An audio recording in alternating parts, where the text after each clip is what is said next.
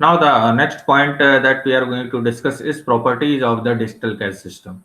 So, the first property of a digital cash system is security. The most important feature of digital cash system is that it should ensure a high level of security through sophisticated authentication techniques, which means it should not be copied or reused by the payer, pay or anyone else. Means सबसे ज़्यादा जो important property होनी चाहिए digital cash system की, that must be safety और security, है ना। जो भी ट्रांजेक्शन है जो दो पार्टीज के बीच में हो रहा है बैंकिंग सिस्टम के थ्रू या किसी और थर्ड पार्टी के through, that must be safe and secure.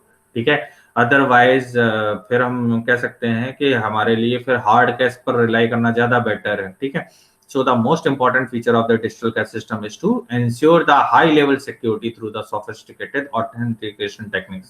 तो आप देखिए जो 2 लेवल 3 लेवल और multi level security mechanism adopt की जाती हैं जस्ट टू इंश्योर कि जो पर्सन है वो ऑथेंटिक पर्सन है।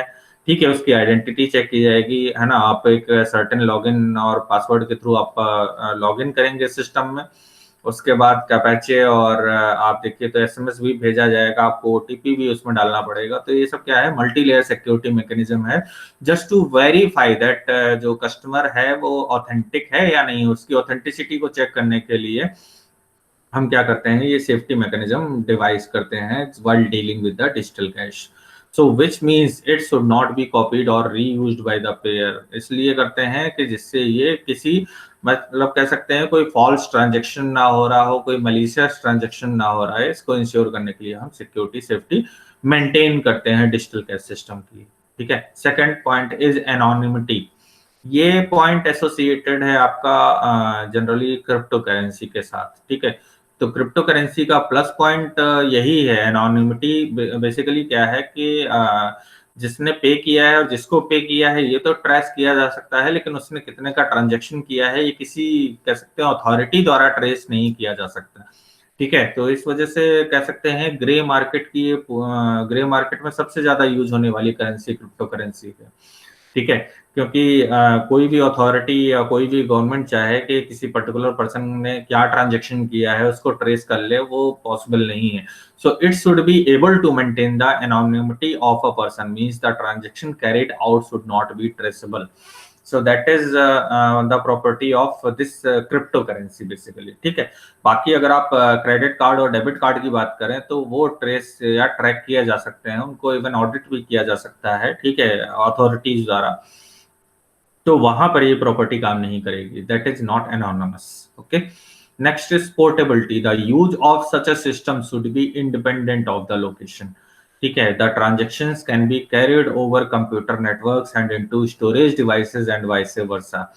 ठीक है, तो सबसे ज्यादा कह सकते हैं जो another property that is live with this digital cash system is portability.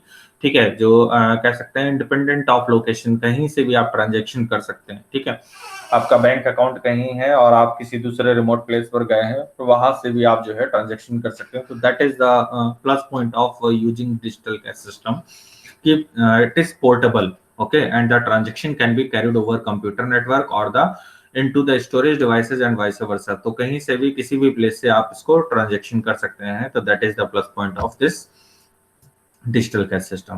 Next is transferability. What is transferability? The user can spend money received in payment without having to contact a bank for authentication। ठीक है, तो transferability किसी भी time 24/7 आप किसी further दूसरे person के account में ट्रांसफर कर सकते हैं।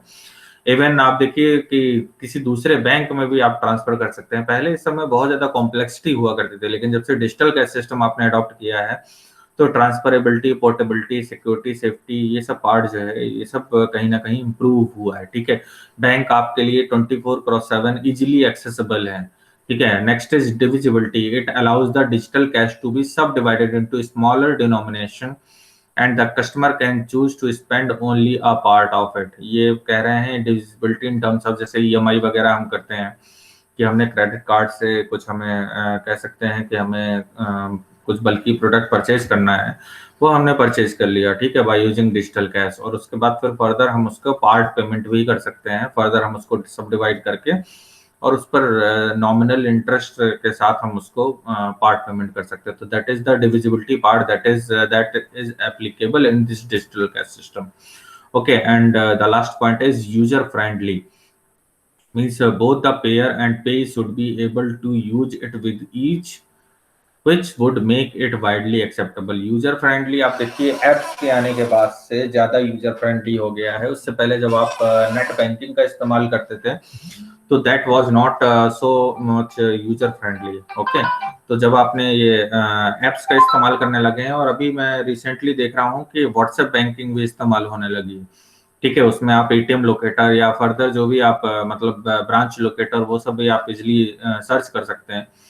ठीक है, तो वो और ज्यादा यूजर फ्रेंडली हम बनाने की कोशिश कर रहे हैं सिस्टम को, डिजिटल कैश सिस्टम को। तो that is much more user friendly in comparison to that traditional banking system. ठीक है, तो उसके मुकाबले अगर हम देखें तो digital cash system is much more user friendly than the traditional banking system. Okay, so these are some of the properties that are lies with these digital cash systems. Okay, so if you have any doubt or query regarding this point, you may ask. Is there any query or doubt?